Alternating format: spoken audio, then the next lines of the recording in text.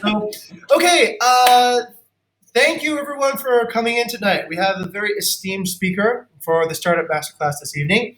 His name is Mr. Ferdi Angriawan, and he comes to us as the head of digital marketing and growth and intelligence at Gojek. And previously, Mr. Ferdi was working as the head of digital marketing at Moka, and before that at Grab, and he's done some pretty amazing stuff. He comes from UGM, which is one of the most esteemed universities that we like to have partnerships with. And tonight we'll be asking some questions about Mr. Verdi's area of expertise in digital marketing and growth, and also in intelligence. So we have a Slido, which is a form of a question and answer board that we typically use for our discussions, and this is made available for the team members here at Bukit Vista for asking Mr. Verdi whatever questions come to mind. So that's pretty much the start of it. I'd like to introduce my team real quick. So we have Rizal, who works on our digital marketing team, Gani, who's also on the digital marketing team. We've got Vidi, who's here from business intelligence, and also he's an AI engineer and data scientist. We got Lilith, who leads our business intelligence team, Aldo on the digital marketing team, and Tendi, who is on our community management team here at Bukit Vista. So welcome, Mr. Verdi. I'll let you introduce yourself to us and tell us a little bit about your background, please. Okay, thank you so much. I didn't expect this to be this elaborated. Thank you. So thank you for the introduction. So so right now I'm working as a head of digital marketing and growth and analytics in GojJek for the B2B product. So we have technically at GojJek we have like three pillars, right? The driver, the merchants, and the customers. So I'm handling the merchant one. So right now, all of my project is centralized upon building the digital marketing foundation for the B2B end, and also helping on its growth marketing side. So we're building an automation foundation for it. So technically, I'm transporting whatever I have in Moka to GojJek in a larger scale. Wow. I'm also helping. Yeah, I'm also helping the analytics and the research part of the company itself. Okay. So prior to GojJek, I was in Moka. So the company was acquired by GojJek, I think in the late last year, but we finally go public. Right. We finally go. So we finally go public in the middle of in the beginning of this year. So that's when we decided to have some sort of discussion internally between the marketing team of GojJek of Moka with GojJek. Okay. Because back then there was no like central team for the merchant marketing. Correct. And then we decided, okay, I think it's time to scale up the team, and we blend in with the existing team that they have in GojJek, which is actually quite separate in a separate ways. So we handle everything else. So right now I'm handling a lot of product. So it's gonna be a payment gateway, a point of sale system, and also some part that will involve a little bit like e-commerce for the merchants. Okay. Yeah, and then also I'm handling food and also some of the part for the GoPay and the mobile payment part. So yeah, that's gonna be a lot of things to digest. Yeah. Wow. That sounds like you have a lot of challenges up ahead.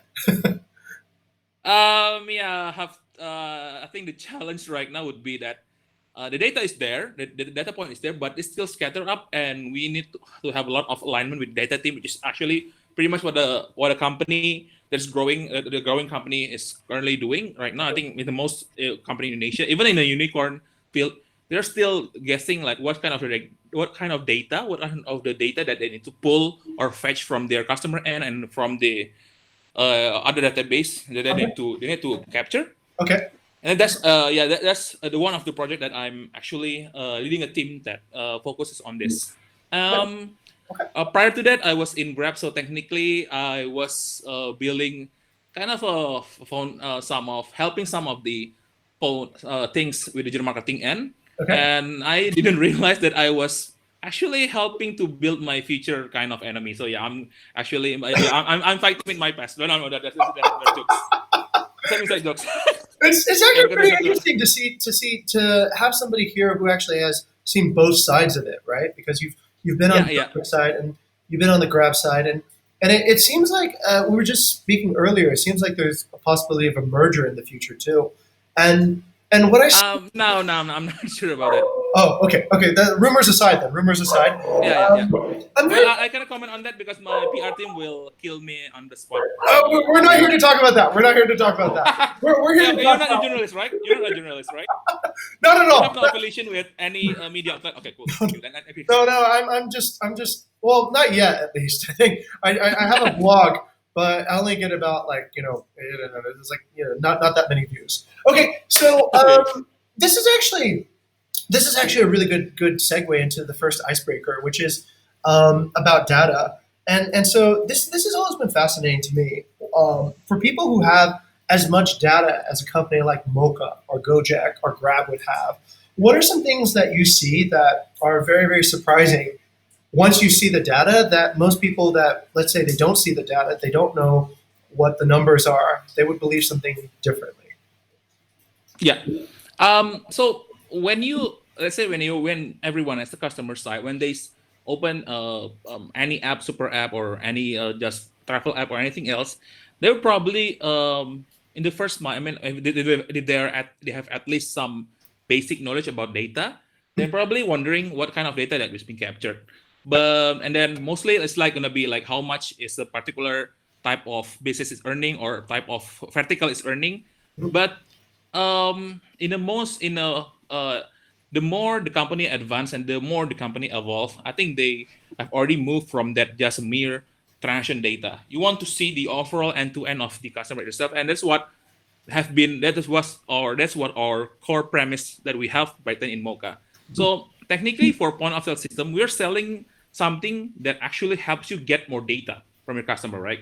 So say that I think like 10 years ago, not a single coffee shop actually knows like what is the ideal time for them to start having a specific promo for a coffee latte. Yeah. But then right now, with our point of sale system, you know that okay, I think I can start pushing for some of my non-popular product, which is actually quite good for first-time users in a particular set of date or time with a certain type of promo. So that's something that have been our core promise for Mocha. Uh, And then what's is surprising is that on top of having this understanding in the beginning when I joined Grab, because I moved from agency to startup, and I rarely have any specific understanding regarding the PNL and L and that all stuff.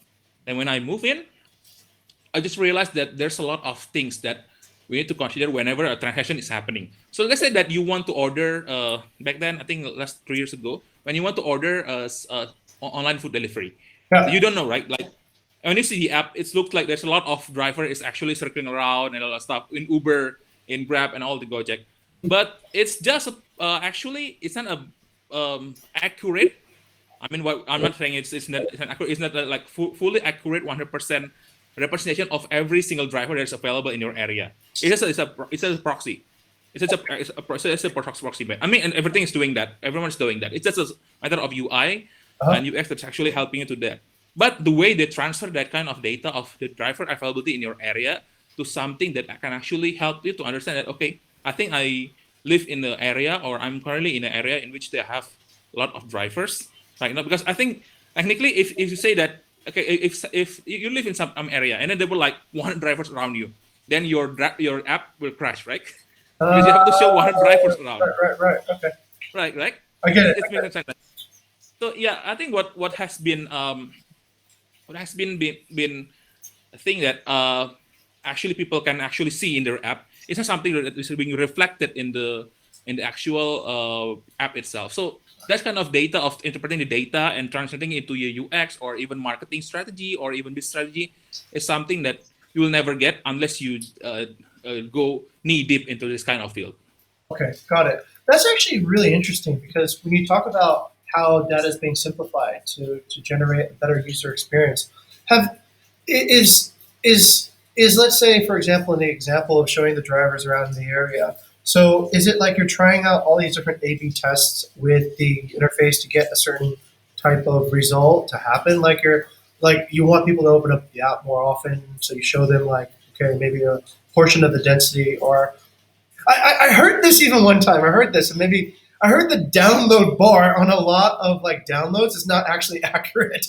It's sort of like always an approximate. It doesn't really show Yeah, yeah. data has actually been downloaded, but it just gives you the feeling that there's progress, so that you don't Yeah, I you think know yeah, that's the core premise of every game that you play. They have the loading screen, right? right, They have right, loading screen, and let's say that you play a game and then there's a loading screen, they just pop up black like that. They just say right, loading. You're like without any animation. You will never know that it's actually progressing, right? right, right, right, So right. I think the idea behind that is it's just a human being human, Hmm. and it's in a particular sense that we don't want to wait unless there's a specific type of progress that we are actually experiencing.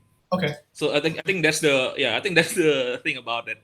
And this part is actually pretty interesting to me. If I zoom out a little bit and I look at, let's say, your entire career, I see that you're leading a lot of digital marketing programs, and part of digital marketing is the math, right? It's like looking at the numbers and getting the the CPMs down and getting all the marketing statistics to the correct numbers. But do you feel like the intuitive base is more numbers, or is it more people? Like where do you start from? Do you start from the number first, or you start from like the psychology first? I think you should start with psychology first. So I was back then in Italy last 2 years ago. Mhm. So I noticed that there's been a report of a lot of Uber drivers that is actually complaining to Uber itself because they were like every time every time they get accepted orders to get on, let's say that they have to, let's say, they pick a certain passenger from a particular area, then that Uber driver has to actually ask first, right? So, sir, where are you going? Because they don't have that kind of luxury to know where the passenger is going, and actually, that is something that is psychologically not unappealing to some of the people that actually working in a sense that they don't want to go too far from a particular area. Say Right. that somebody who is actually commuting from Tangerang, say Tangerang or any area in let's say West Java to Jakarta, and Mhm. they want, let's say that in a particular time after night they want to pick some order that actually driving them back home so that they can get the best ROI, right? Mhm. And then in that particular sense, it's not being reflected in the driver side, and that's what has been something that actually pushing the metric down. So if you know that there's a lot of people who has been, I mean, driver who has been experiencing this kind of issue.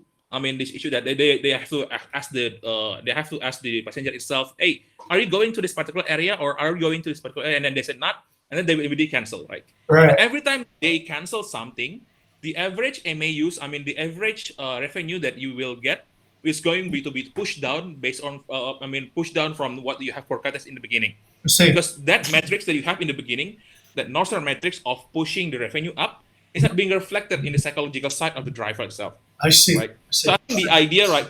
So I think the idea why Grab and Gojek persist up until now, I think, again, this is my personal opinion, is just that there's a part of the psychological of the driver itself that's being pushed to actually help them persist in this kind of field.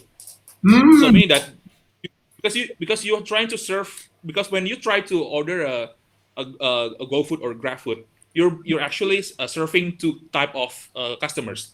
I mean the end customers, and actually the other one is the driver. Of Because course. driver itself is actually somebody who help you on that. That's why it's called connecting between passenger and the driver. It's a two-sided market, so both sides are essentially Yeah, amplified. it's a two side of market. Okay.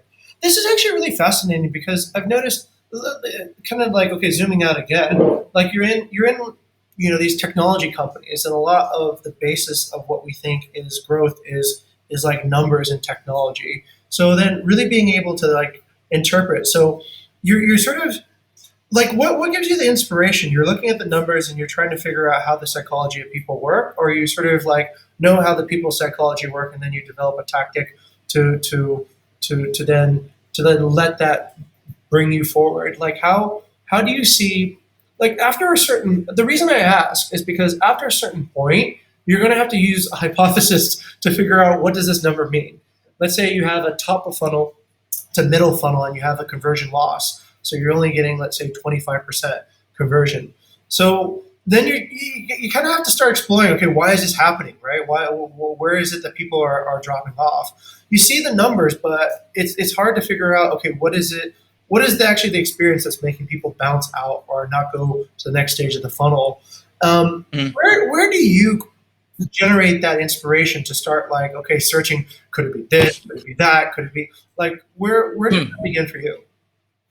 So I back then when I was in Mocha, I started I think last in 2018. Mhm. So I was wondering on there's a lot of my personal vision that I think the website is not doing that well in converting a lot of new people and a lot of visitors. And I think back then we don't have the kind of luxury of having a particular UX team helping us on this on that, but we just try to browse a lot and then we try to say the data a lot.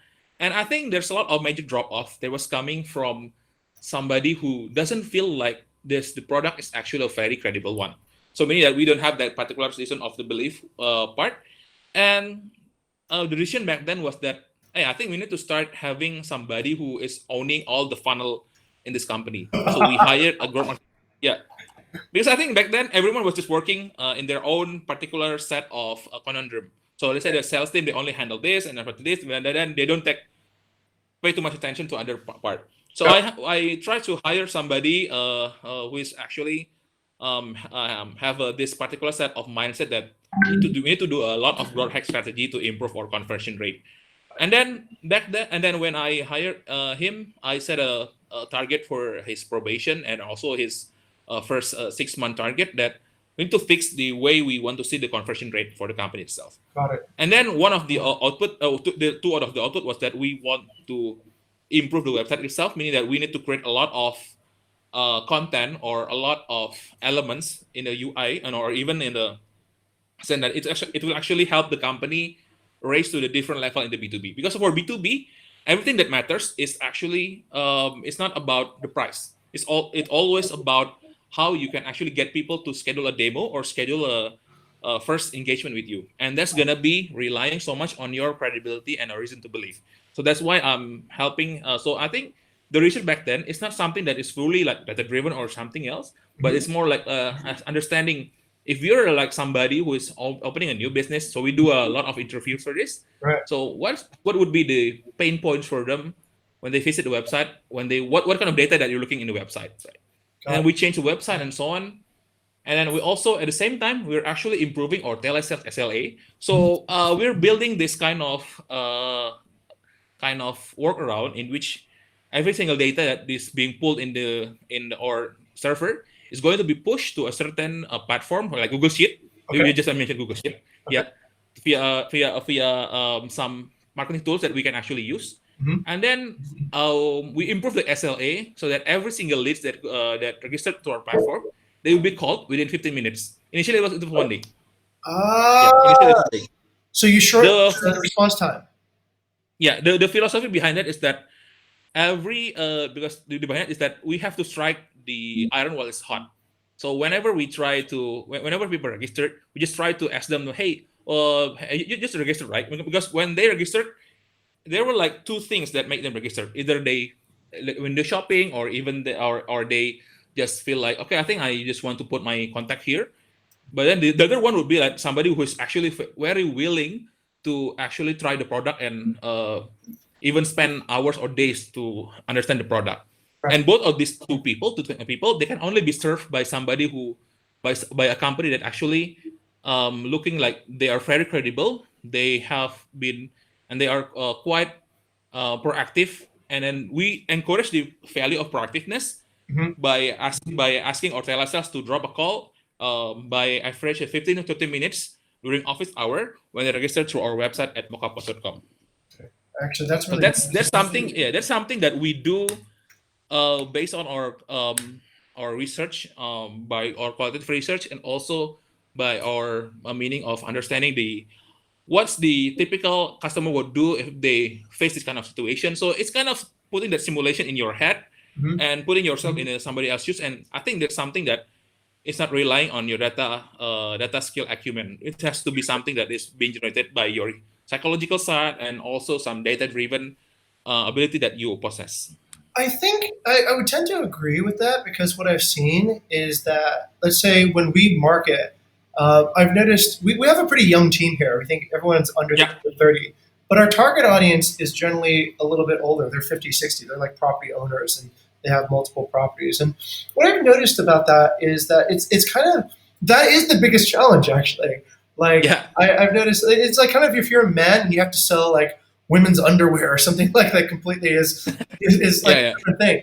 And so like what are the considerations that go into that mindset? So I've realized that having that like if this is if this the analogy is like hunting, right? You got to kind of like actually have to think like the thing that you're trying to hunt actually thinks. Otherwise you won't be able to sort of anticipate what their pain Yeah. points Yeah. are. Yeah. I think even back then when I joined I think the Grab, they realized that whenever they want to acquire new drivers in Singapore, Mhm. they realized that the one digital banner that is the one ads material that is actually quite performing is showing a girl of particular race, a young girl of a particular race, so that many uncle or something like that is actually willing to become a Grab driver. I think it's quite So, it's something that so you cannot understand with data. So you have to like experiment and see yourself that okay, there's a lot of uncle that actually converting because they tried. Okay, I think probably if I become a driver,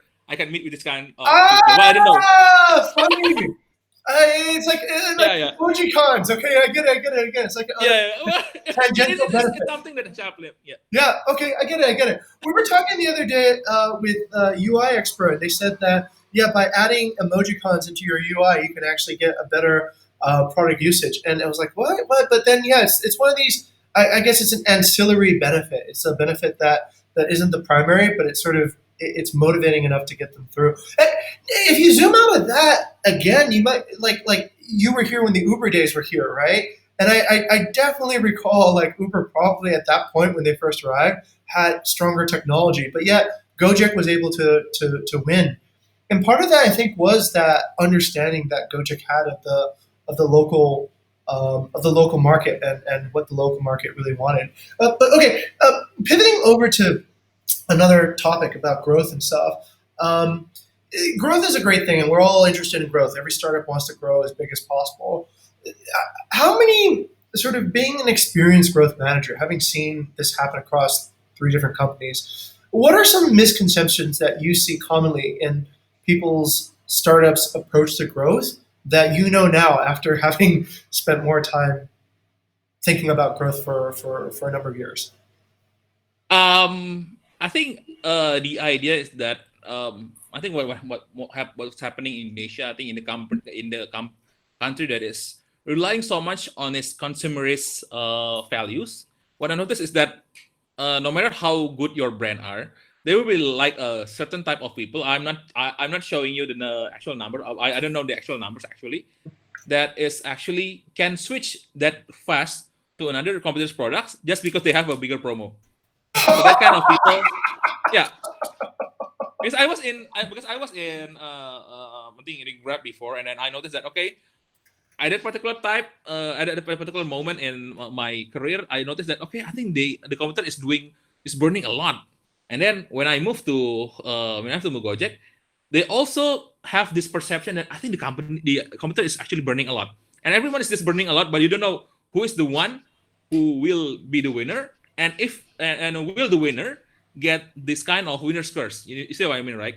Like you See. burn a lot, but you don't survive that long. So you want to have this kind of idea that you are burning your money in the right way, Right. but in a sense that it's not actually something that is always about the promo itself. So that's why I think the foundation of a startup. I mean, in the growth foundation and overall is that you have to do a certain mix between a promo, meaning that you send the promo to the right person with the right kind of value and the right kind of pain point that they're facing. So right now we're trying to develop this kind of marketing model in which we can identify so what type of users like what kind of user that we have right now and what kind of segment that we belong to, and for this particular type of segment what are the micro segment for it, and for each micro segments what are the most compelling type of promo or type of financial, I mean not financial, but I mean promotional material that they can actually attract this kind of people. Got it. And if they are not attracted to this particular promo, then what kind of sort of psychological nudging that we need to do to have them convert to this product? And what I've seen is that in some middle to low scale startups, probably somebody like who's selling, who's opening an online store, and then they just learn about creating a, let's say, a landing page, or they're just meaning starting in the tech business. Mhm. They will always have this, you see, having this a flash sale in which they tell you that, okay, by in 30 minutes you will have this promo, we'll have this promo taken down, right? I mean, that's a psychological thing that actually compel people to convert. And I think there's something that I think we're not exploring yet, because I think we don't want to like being that pushy for B2B. Because for B2B you have to be very convincing, and you know that it's not all about pricing. So I think that's why the reason why I invest my time in my career a lot in the B2B field, because I think most of the people here, they are quite serious and they're not that compelled by promo. So you can play around with that kind of marketing strategy and a CRM plan that utilize both of this CRM promo, I mean, and also the non-promo ones. I get it. I get it. So if you just rely on promotions to get growth, then essentially you might just be giving, free samples away, but these are not actually real customers. These are customers that are just there because you're giving free samples. And if you're competing with a brand that okay, and but effectively the promo is very effective. That's what you meant in the beginning. That no matter how strong your brand is, if somebody gives you a cheaper ride, Yeah. you'll probably take that. But And those kind of people, Mhm. you're not trying to win them over or anything else. You just have to let them go. Right, because You don't have to let them go. right You just because have to let them go. those are not your But customers. at this, so so I think for that kind of people, I think my get to go idea. I mean my standing position is that for that kind of people, you just have to let them go. Okay. But at the same time, you try to understand along that kind of our customer segment, Mhm. what are the people that can actually we can actually win them back to our side, meaning that we create a very specific promo, so that imagine if there's this kind of person actually is your friend, Mhm. and they said, okay, I'm converting to this computer because they give me more promo. Fine, I'm not trying to proceed or anything else, but probably in the 3 to 6 months after you develop a lot of CRM strategy, and that strategy actually help to influence their friends to start winning, to start going back to my product. Mhm. And then after 3 to 6 months, you will ask them, hey, how's everything else? And then you will notice that, okay, they're converting back to your own product app, because I think that's the nature of the people itself, See. right? It's not all about promo. Uh-huh. Like you have to invest a lot in, product, and also some investment in your brand itself. Yeah. And then I think for me personally, I don't want to waste my time in convincing that much of the people, because again, we're not ice cream. We can't please everyone. That's a good Yeah. point. Actually, that because kind you of, have to because you have to make to the CAC, right? yeah. Whenever you want to try to place that kind of person, your CAC, your customer acquisition cost, will go up, and you will notice that you will have few budget left to even retention, even to retain your existing customers. True. So yeah. Not everyone should be a customer. Not okay. That's actually a good segue because I was thinking when you work in digital marketing, right? There's so much that is done. Let's say through automation. I think this is perfect. This is what sort of Aldo brought up. There's sort of the automation part, and that's your top of funnel. You want to get people in and into the site and converting, getting them into leads, and then there's kind of like this end part where especially if you're doing B2B, as you said yourself, it's about building that relationship, building that sort of foundation. The pricing is not so important. So we have like kind of an automated strategy, and we have a personal marketing strategy, um, and then you have. I don't know if you have limitations in terms of like how persuasive your team is at getting, let's say, maximizing in, but where do you see the balance in sort of like, okay, I need to get a lot of people through no matter what, versus I'm just going to select a few people that are, let's say, the most fit for probably what my brand can deliver, and where do you balance like you go up to your boss and you say, hey, look, I achieved the growth target, but they said like, well, we only have 10% users, and you go, well, these are better users than the ones that you had before. Like what is what's the philosophy then between sort of the mass user versus the personalized user? Yeah, so I think it depends on the nature of the industry itself for B2B and B2C. But from my perspective on B2B, is that you have to measure between, because the more you burn the budget, the less ROI you will get, right? I Right. mean, say that you start a company and then you invest, let's say that 100 K USD for your first advertising campaign, then you will notice that, okay, I'm getting this ROI of 50 ROI 50 times. Then when you start scaling up, you will notice that the 50 times ROI will not be your North Star metric anymore. It will be even less. Mm-hmm. But then it will not stop you from scaling up, right? So you have to understand what sort of the target that we need to achieve, but in the short term or in the long term. And after understanding that, we need to see what's the nature of the customer and what's the nature of the company of the product itself.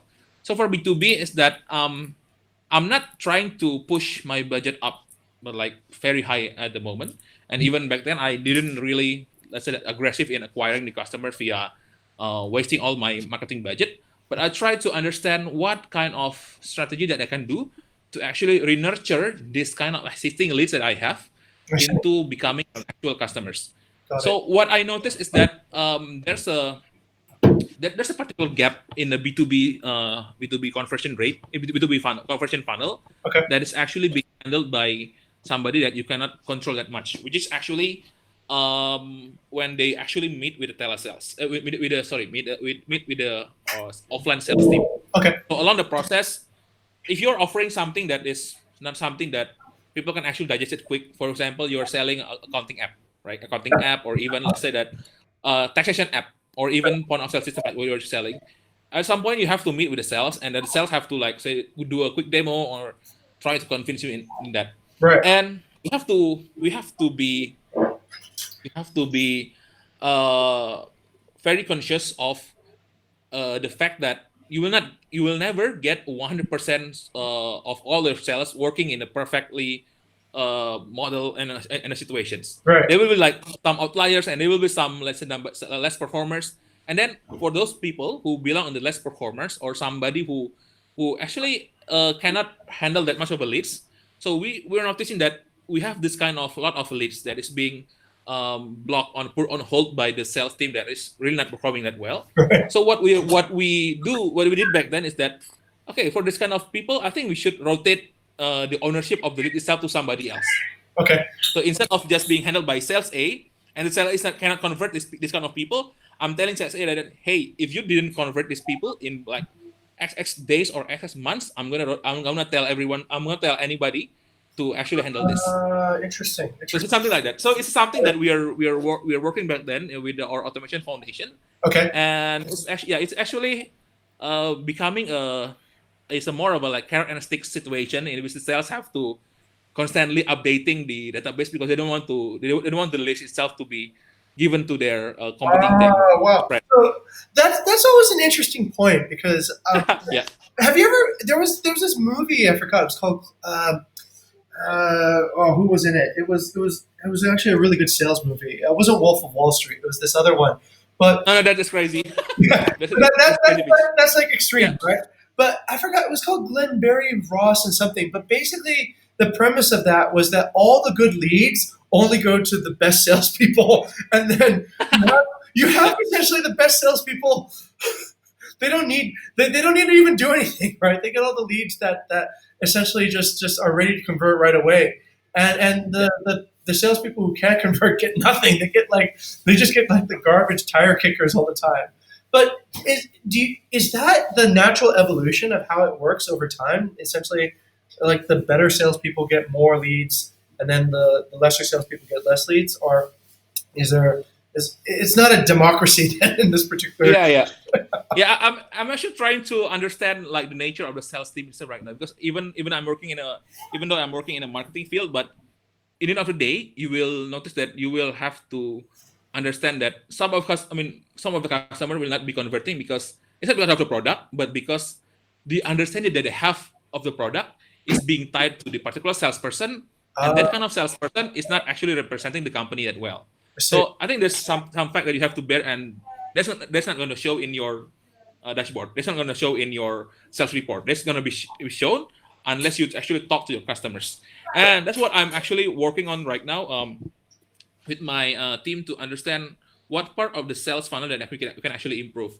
So back then when we improve the telesale, we try to actually improve the sales team too. And then what I noticed back then is that there's some sort of we have to tinker around the way we want to present the incentive to the to the sales team itself. So I Right. read this cool article by I think a cool article about the funnel itself. So imagine that if say that for that let's say that I have a sales team, Mhm. and then I tell them that my philosophy in this company is that everyone is being is responsible for nurturing the leads, nurturing the leads itself until they convert or even after they convert. Right. Because I think at the moment every company that is relying on an offline sales team, when the leads has convert, and then they just step back, right? Uh, It will be passed to a account manager team, right. right? And then that's when the most problem happen, right? They You're right. realize, okay, You're right. That's always where it that's happens. what happen. Because expectations and reality become very different then. Yeah, because they're being handled by somebody who they understand that, okay, I think they're handling a lot more people than me, Uh-huh. and then that's where the problem happen. I see. So I think the idea, I really like the idea of this article, and it says that if you adopt this kind of holistic view of the funnel itself. So imagine if you say that kind of philosophy in your company. So everyone here, I don't know who you are, but you are actually responsible for the end-to-end of the customer journey. And in the concrete practice of the idea itself, you say that for every sales team, they can get additional, let's say, the 20% incentive from their top of their salary if that particular type of merchants didn't turn out for the next 2 years, right? So That's right, non-penalty bonus. Yeah. Okay. Got it. Got it. Okay. So because they will get end yeah, the because funnel. that's End the funnel. life cycle, right? So Yeah. it's actually telling the sales team that, hey, you from all the lists that you close, you can actually ask them to, instead of just asking them to, hey, you just purchase more of my products. You can tell them, hey, you can just casually ask them, hey, how's the product and everything else on? Is it going well or not? Right. And then you know that by maintaining this communication, even though it's being passed to a account manager team or somebody else, you Right. can actually know that, okay, the company is taking care of me and assigning a lot of people to actually take care of me, right? That's very. And then, That's so very. imagine that's what I'm trying to experiment. Right? I think it's quite hard considering that the sales team are just pretty straightforward line of people, and then again, the nature of the job is actually is that for somebody who is being tasked with a very mechanical job, because selling things is a very mechanical job. It's not something that intuitive. You have to be very self-driven and incentive-driven. While for some people that work like us, like work in a intuitive basis, in a research basis, if you give them more incentive, right, they will be lazy and they will be like spoiled and stuff. That's the nature. That's the nature. That's the nature of the people itself, right? I seem to. They're relying on the incentive. This is why we have Yeah. HR make so many decisions about like how to come up with incentives. I have noticed that it does drive the human machine in a different way. Actually, okay, this is actually fascinating what you just told me because it seems like when I think of things, I come from an engineering background, so I think of things as a system. But I see that like a sales funnel, it might have like a weird like you just noticed, right? Because the system is sort of like one component shifts to the next, shift to the next, to the next, and then in the end, the customer is sort of just passed through. But what I noticed is if everybody engages with the customer, that actually, like, if the first person you saw engaged with the customer, the second person, and then essentially the system gets feedback from all different levels at all different times, and it actually reinforces the stability of it because it's being kind of like washed. Not just there isn't these cut off like lack of visibility after a stage. Everything is visible to the customer, and everyone is being engaged around the customer. Okay, let's kind of go back up to the marketing bit, which is about the selection of a channel. Um, when you're the head of a marketing department, you must see so many different like ideas and channels that you can use to achieve your top of funnel goals and ultimately bottom funnel goals. So you probably have things on Instagram, TikTok, Facebook, wherever. So I mean, at a certain point, do you have to decide whether or not to continue working on so many channels, or do you just go, okay, Pareto's law, 80-20 rule, I'm going to get rid of this stuff because it doesn't seem to be ever working, um, and just focus on where the channels are correct? And maybe if you can just tell us, well, one, has that happened before, and two, how do you make the decisions of what to keep and what not to use in terms of your marketing channels and your marketing campaigns? Yeah, yeah. I think it depends on the attribution model that you're using. So again, we do have some research in the attribution model that we are implementing right now, and what we notice is that there will always be people that need to be convinced in an offline presence. So say Yep. that that okay. So for example, you don't know this app called something something, and then that, okay, I think I'm not trying to use this because whenever I walk from my office to my home and my home to my office or somebody else, I never see a banner or never see an online presence of this particular type of product or Right. app. And then what we notice for Mocha itself is that the more you have the merchants available on a particular type of area, especially in the condensed area or urban area, the more convincing reason that you can actually implement to have this a lot of people convert as your paying users, because they know that the first touch point that they have in an offline basis, it's not about the other apps or not magazine.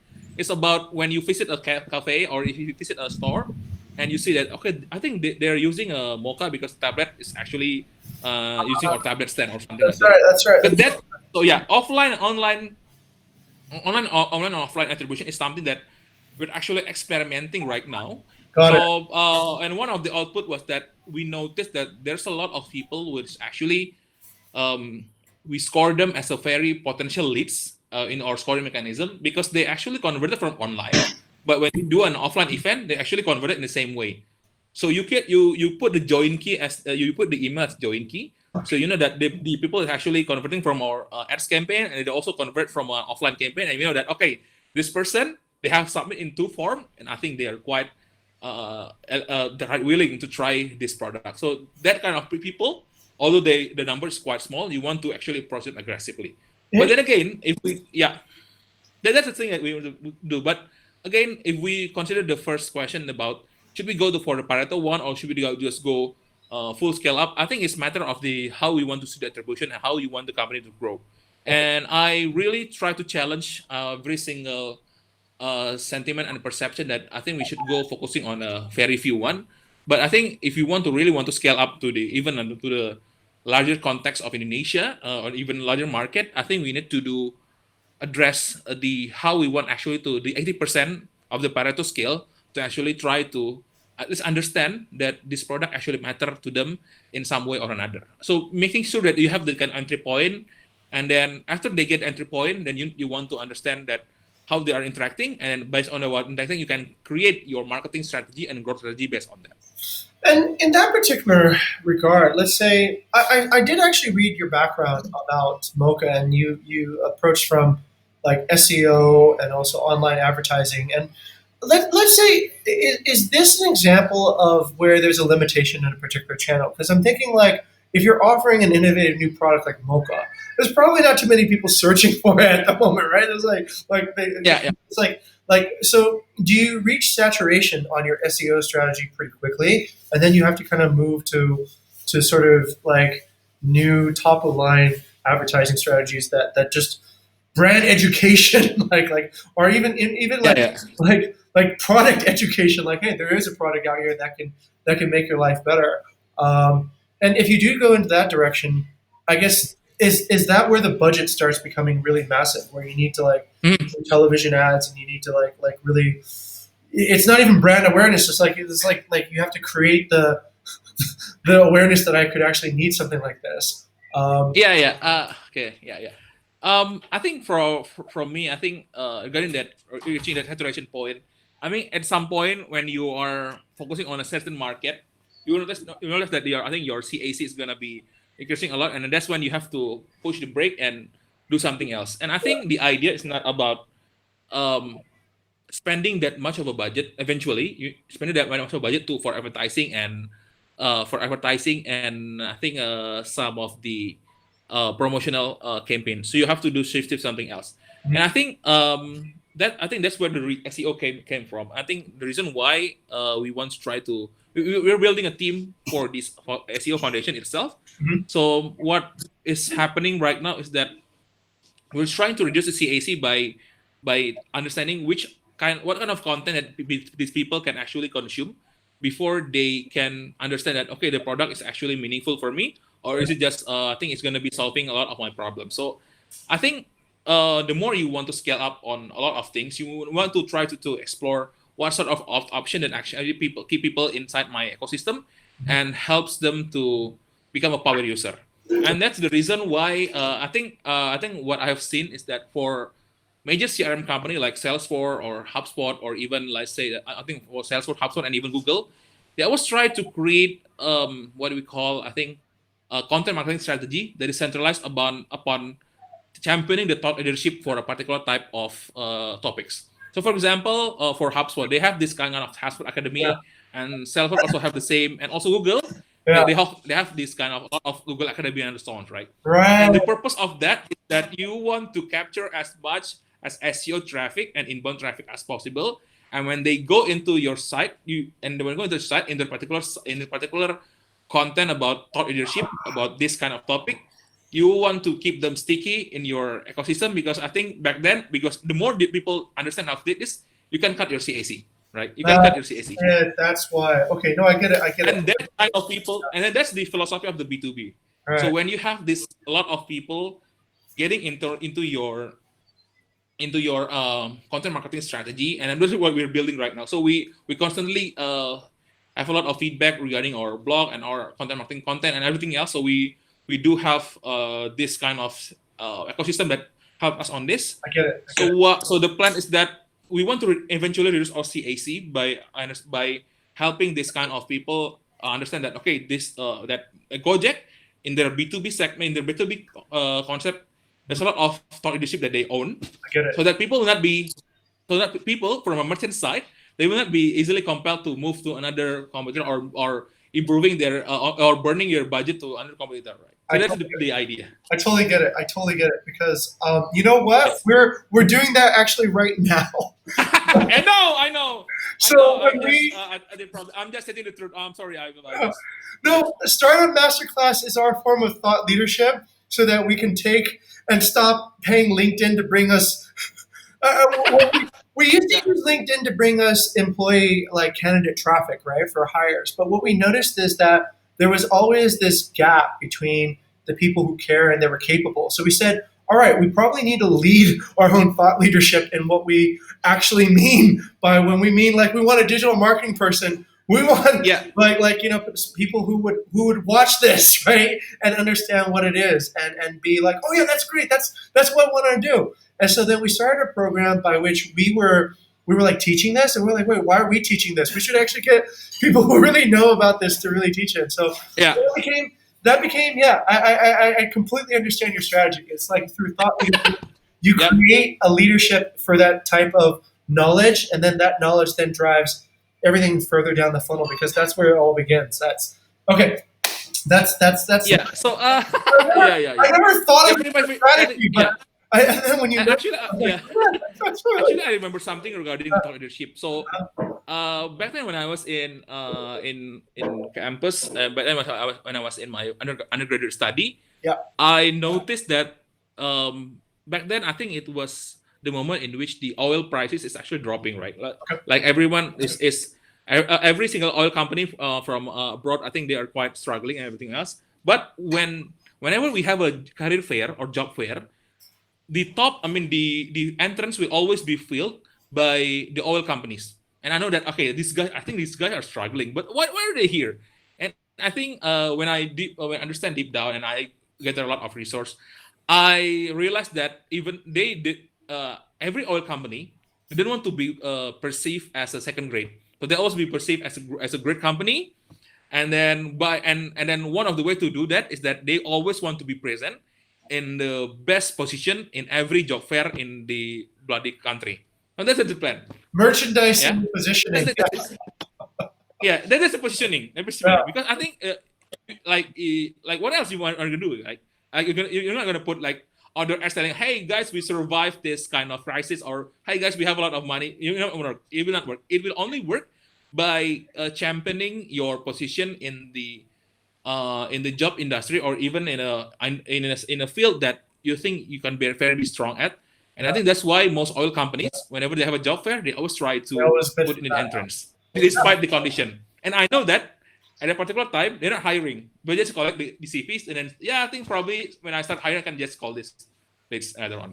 I get it. It's to protect your brand because you never know when you might want to hire again, and then you don't want your brand Yeah. to degrade during the time that you're not hiring, so that when you do need people, you're back at the top of thought. So okay, that's actually super fascinating. Let me pass this around now to some other people. Let's go to Rizal. Rizal, any questions on your side so far from this conversation? Yes, maybe this is like apa namanya, standard question, but yeah, I just want I still curious on the Moka, which is you targeting I think one audiences, but from us is Bukit Vista is basically our website is targeting three audience, uh, property partners, and then guests, and also employee, right? So my question is, it is better to have only one audience on one website, or we still okay if we have three audience on one website?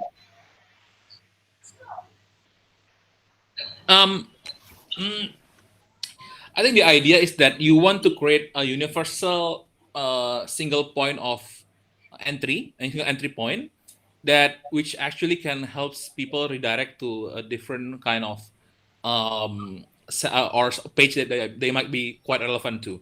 So I think the idea is that whenever you have, let's say you own, let's say that you're selling a B2B products, right? Let's say you're in a SaaS industry, so software as a service, and then you know that, okay, I think I have like three core segments that in which they can actually self-identify themselves in the beginning. Say that you have an enterprise, you have a middle size company, and then you have a low scale like micro companies. Then probably as somebody who wants to be relevant to all of them, you can tell them that, okay, I'm actually somebody who actually can help you on this. Say that accounting, I am the best accounting app for your company, for every size of company. And then after you put that in your first top fold of your website, the next part that people expect is that, is it true, or is this just them, they're just kind of putting up more of their marketing strategy in that kind of headline. So when people have understand that, okay, I think they're serving end to end or every type of company, then the next part of your marketing strategy, the correct way is to tell them that, okay, if you are an entrepreneurs, if you are a middle scale, then you want to visit this page. If you're a low scale, you can visit this. If you're an enterprise, you can visit this. So it's actually telling them that um, this I made this for every single segment, and I have tailored every single of part of my solutions to a different kind of economic situation or business situations. I get it. So, and then afterwards, you can tell them the reasons to believe, like testimonial and so on. And then what most people have failed to understand is that they want to push the testimonial as soon as possible. But if you push the testimonial as soon as possible before understanding your customer segment, then they'll just understand, okay, I think this is a great company, but do I really want to use that? So I Uh, think that's something that you want to. you have to date before you get married. Yeah, yeah. It is. It's like, yeah. It's like garnishing all of your food with a different kind of type, but it's actually helping you to understand that, okay, probably this is not for you, but this is something that you can aspire to. So there's a lot of things regarding, controversy regarding about making different type of campaigns or different type of segmenting strategy for different kind of customers. So say that you know that, okay, people know that. So let's say that I'm starting a company, and I'm like a micro merchants, and I visit your page, and I think I want to actually click on your enterprise. And my expectation when I click on the enterprise, even though I cannot convert as your enterprise merchants, I know that this product is actually aspiring to help me when I become the enterprise part. So that's the thing that you need to understand as a B2B company. So you want to have this kind of idea that you want to grow with them, right? And every time and every time they grow up, then you want to reward them with something else. Hey, I think you just increase your employee size to, I think, plus 500. So you want to try this? I'll just give you a certain type of promo because we are a good friend. That kind of good friend is you know that, and then we all know as a human, so if we have a good friend, I mean everyone who stay with us for like more than 7 years or 5 years, and then they always stick with by us. We also call them a good friend, and that's the thing with B2B. You want to be a good friend with your customers, and then whenever they scale or they grow up, you can always offer them the best price for your good friend because you're a good friend, right? Got it. Got Yeah, it. simple Wow. philosophy. Thank you, Rizal, for that question. You know, Freddie, that triggered another thought. I was thinking my first time I bought an Apple, right? I started with a MacBook Air, but I was like looking at, oh wow, there's all these other machines that you can get to when you get really really intense. There's things with 16 cores and whatever. So I think I think that has been actually a pretty good example of that feeling. Like you feel like there's always like another layer. It's almost like a game. You can upgrade and get the next package when the time is ready, and and the supplier will be there for you to supply that. Okay, let me go next to Lilith. Lilith, any questions on your side, ma'am? Hello, sir. I'm really sorry. Yeah. I guess I will pass. I mean, I don't have any more question. It was very inspiring, actually. But yeah, as I said, I didn't have any questions more. Okay, all right. Let's keep on going. Let's go over to Tendi. Tendi, any questions on your side?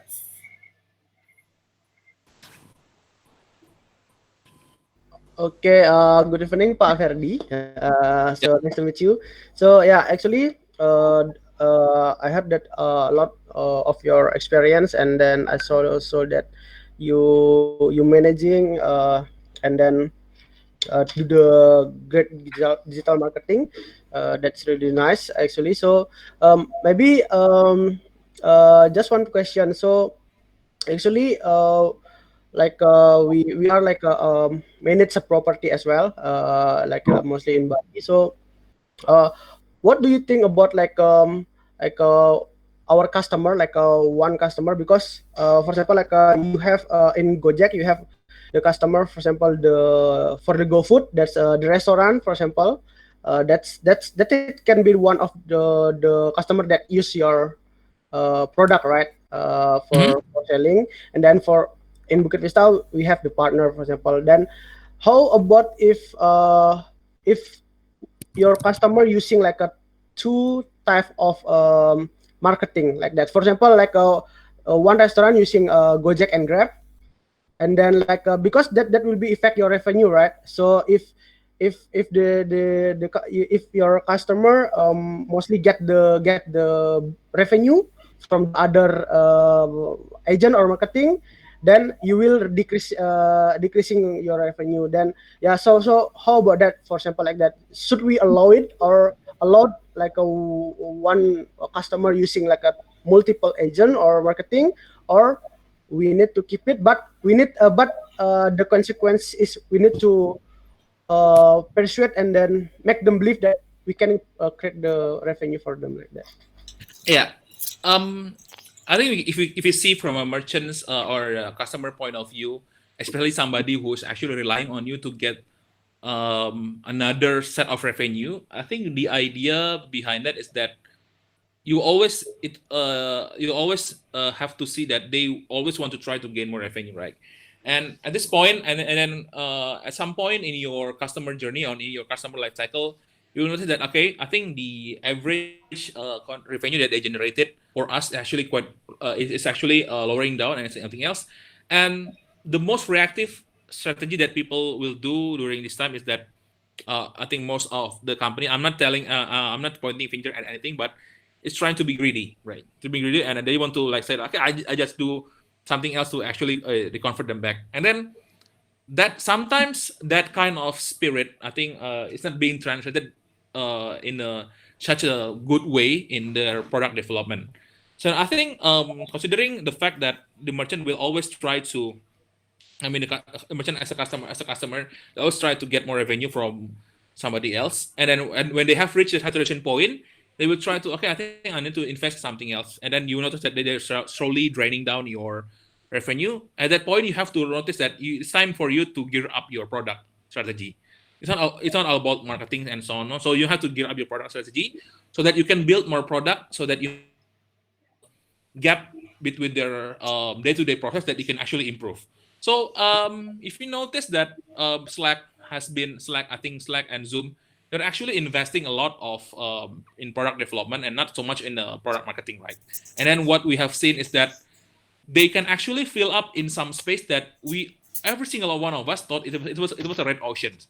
It was something that, I mean, come on, we all have messenger app, right, for in every place in this world. And then I think because they focus so much on these particular solutions, because they know that, okay, in the day-to-day process of every engineer team, or every team in the product marketing side, there was always in the product side, I always find it hard to actually chat via WhatsApp or chat via internal chat platform. And by investing a lot in this, they can actually build a very modular type of product that actually connect with a lot of third-party app, and that's actually selling well, right? And also Zoom. I mean, come on, nobody expects Zoom to be social media for a pandemic situation, right? Nope. But then it actually works. Like, but Google Hangout can actually do the same, but they don't become the first, because I think they don't offer you the same kind of they don't offer you the same feature that Zoom have. I think that's the reason why at some point you have to understand what kind of day-to-day process that you can actually improve in your customer end, and you probably want to invest your product development on that. And then so you build this product, but not for an immediate impact of revenue. So let's say that you build a certain feature in your app that is actually giving the customers daily update or a real-time update of their own sales dashboard, and then your competitor doesn't have the same thing, and actually it can actually help people to cheat. And then with that particular type of feature, you also create, let's say that you ask the merchant to, hey, what kind of target that you want to achieve by this quarter, and then by setting that kind of target in the beginning, and you can actually create a dashboard and actually tell them that, hey, you are this close to achieving your monthly target, right? I mean, it's something that is quite easy to be used, and I think it's something that that actually can be replicated by all. But in terms of execution, it's always within your own realm. So I think what we can actually gain from this new feature, even though it's not really giving you directly affecting your revenue, is actually helping them to stick with your product, because I think they know that, okay, I'm trying to get my first 100 million in my first 3 months by allocating my time with this product. So it's something like That's Hey, Tendi, thank you for asking that question. That's something that I think everybody has heard me sort of say. I have very strong opinions about exclusivity, but I think what Ferdi just told us was actually, that was really mind opening, in that instead of sort of blocking, sort of your users from movement, why not make yourself continuously more beautiful, right? Why not make yourself continuously more inspirational and desirable, so that they would prefer to actually just go with you rather than go to other channels. Okay, thank you for that question, Teddy. That was one of the hard questions that we were always trying to find good answers for. Next over to Gunny. Gunny, any questions on your side? I think all good, sir, for me. Thank you. Okay, and Aldo, you had a question that I read off a little bit earlier. Did you have anything else you wanted to add, or a new question maybe? Okay, I think I'm gonna pass at this year. Thank you, Pak Ferdi, for your time. And Okay, yeah. great. And let's go last to Vidi. Vidi, over to you. Any final thoughts or questions that you'd like to ask? Right. Thank you very much for the opportunity. Freddy, actually, I have one question. I'm from Business Intelligence. My name is Vidisq, and my job is basically to optimize the different layers and the funnels. We currently have these problems in getting a lot of reach, but for some reason it does not convert into, for example, let's say the lead doesn't convert. Basically, we've tried assessing the product market fit and try to match our supply to the demand, as well as reaching different channels to get the right lead, for example, like convertible lead as opposed to leads that are not convertible. uh, we're starting to think about what are the indicators of a like a point where you should consider to change your strategy completely. For example, we noticed that in Gojek and Grab, for example, there have been changes in business model in the sense, or the commission model. Uh, what are your thoughts about these kind of instances where you must consider to like lower your commission model, for example? Ah, I think if it's about commission model, so can you give me an example of what kind of commission model that you were expecting? Yeah, for What kind example, of any particular type of product that I think oh is. yeah, yeah. So let's say if we're providing a service to other merchants, let's say, and then we get a Mhm. share, like a commission for each sales they're making, and then when there are times when it's difficult, like in COVID situation, and I've heard that Gojek actually lowered their commission. They gave like 100% refund, for example, for the commission. Uh, does it help with branding, or what effect are you trying to reach? Are there some marketing aspects to it? Okay, I think commission wise, again, if we have to shift the perspective of the user, the customer itself, from putting so much on commission side to actually more of a interacting with us, not in the like in economic basis. So I think if we boil down to a simple psychological relationship between us and the customers, we want to shift between economical, meaning that you want to rely so much on the monetary and stuff, but to something that is purely emotional. It's like asking your friend to help you with something, and then after they help with that, and then you just praise them, and then you're not giving them money. If you're giving them a money, then they will assume that every time I help you, and I will get certain amount of money, and then they will be incentivized to do so, because the relationship is being shifted from a mere emotional to an economical one. I think that's the idea with the customer itself. So the grand goal that we are trying to achieve is that we want to move from that they are not focusing so much on the commission side. So every time you let's say that you send them over a recap of what how they are earning every single day, then you will not put the commission as a in a red font or putting that so much in the invoice side. You will actually tell them that, okay, by the end of this month I'll be charging you this much, because that's the UI, how the user experience actually can help you to actually telling them, hey, I'm not trying to cut so much of your revenue, but I'll deduct it by every single month. So they will only get mad at you in one single day, right? Not in every day. I think that's the idea, right? I think that from UX side, that's something that we can do. But I don't know what's happening on the product side. I'm not really a product manager for this, but I think if I become a product manager, this is something that I can take a look at. Um, and I think from a commission side, if you're trying to say that if your customers is asking you, hey, can I get a lower commission? I say that can I get lower, let's say the deduction fee for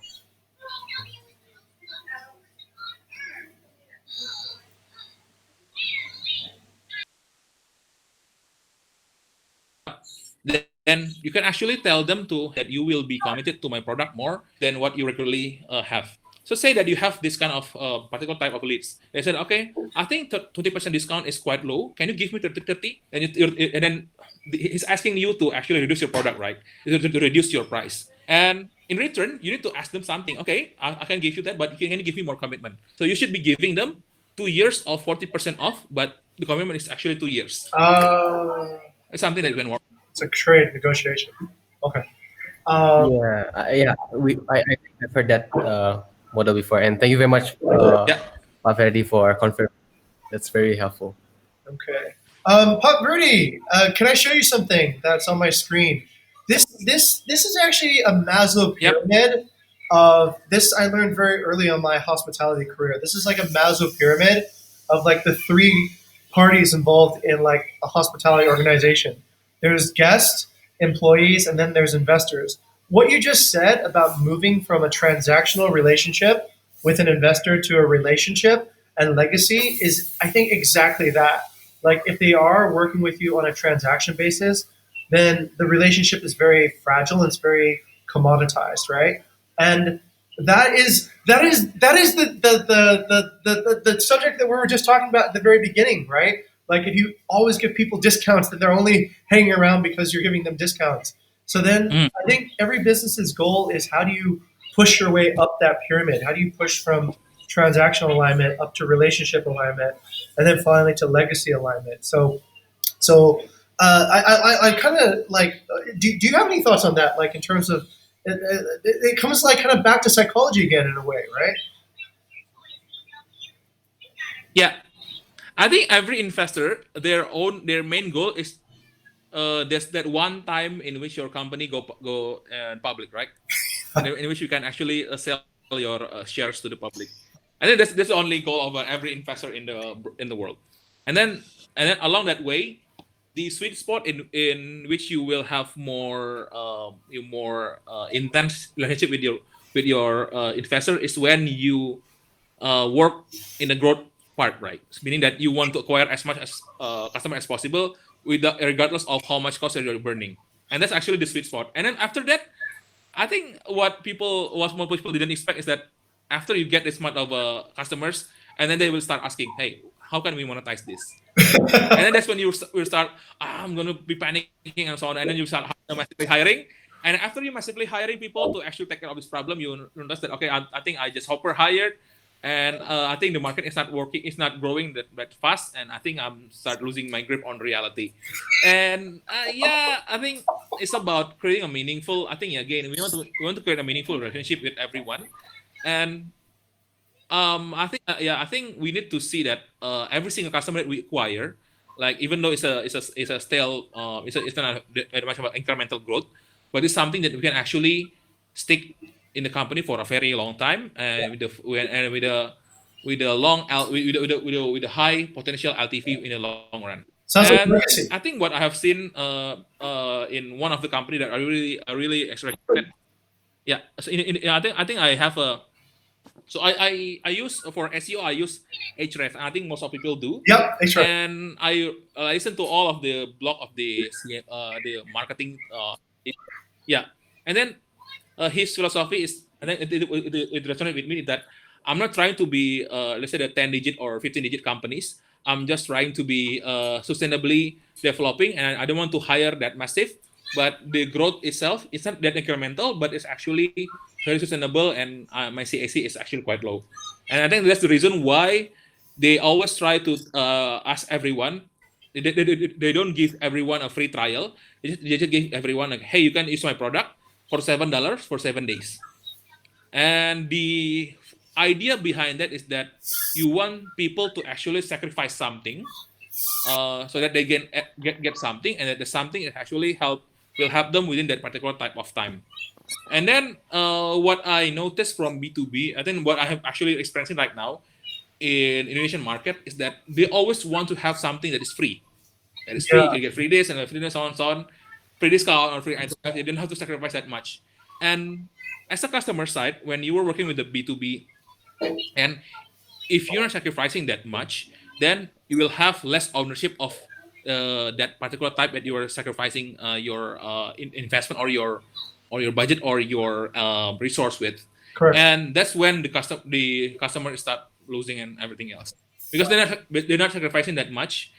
Again, with a if we're selling B2B SaaS system, we want to ensure that every single data that they use in the day-to-day basis is being stored in our system, so that their switching costs will be increased, because they have to because if they want to move to another computer, they have to extract the data, and then they have to push it one by one.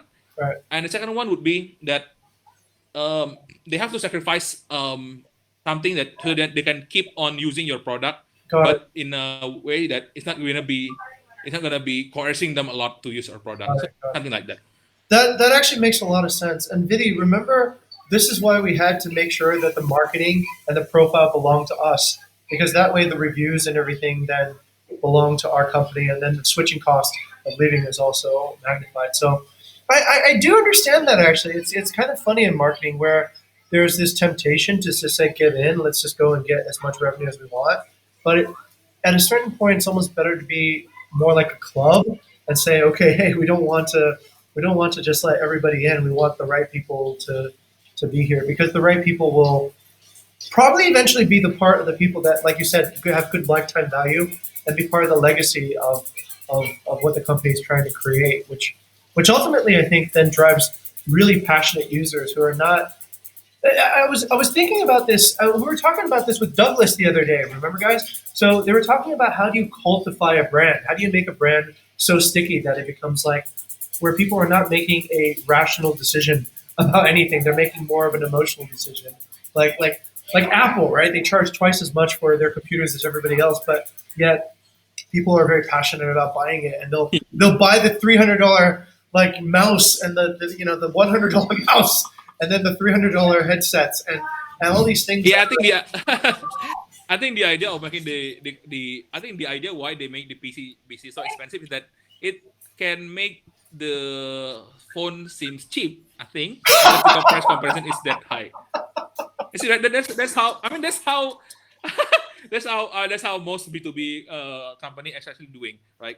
They have this super expensive full package product, and they push it the price so much, and then their second tier product is actually quite affordable, but not that cheap, but it's just affordable, and then the other one would be like super cheap.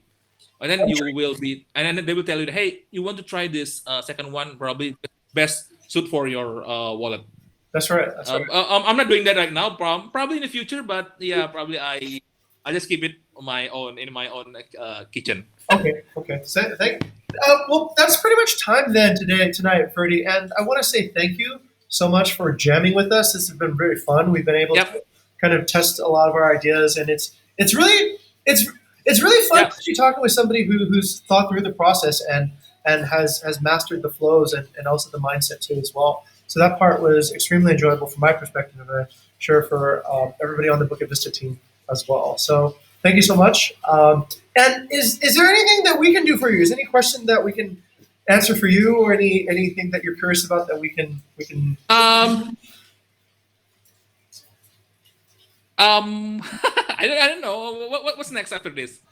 Oh, well, what's next after this is actually quite simple. So we're putting together essentially a digital marketing. We're getting together all the student clubs at different universities around for to hold like a digital marketing session webinar sometime in early October. So what we'd like to do is we're going to do a few of these, and then we're going to invite the people that we kind of like.